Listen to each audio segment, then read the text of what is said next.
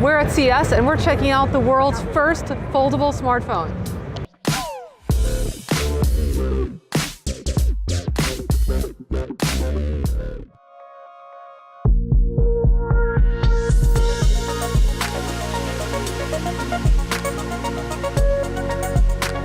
The Royole FlexPai is a 7.8-inch smartphone that bends at 180 degrees. They've beat Samsung and everyone else to the punch.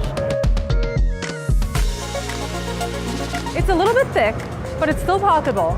It's 7.8-inch display. The WaterOS that the company has created really optimizes Android OS to take advantage of this new foldable form factor. And so one of those optimizations include shortcuts along the bend of the device, and you can customize those shortcuts with whatever you want to bring up apps, to bring up contacts. The smartphone's powered by the new Qualcomm Snapdragon 7nm chipset. It will be upgradable to 5G. It can last through 200,000 bend cycles.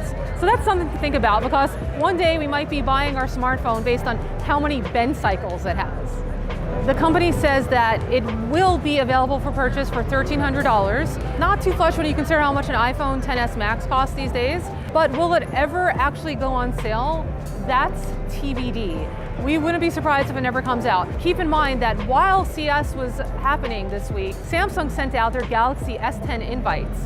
And there's a very good chance that the next Galaxy will also be a foldable smartphone. So while Royole might have stolen the show this time, Samsung might be winning the race in the long run.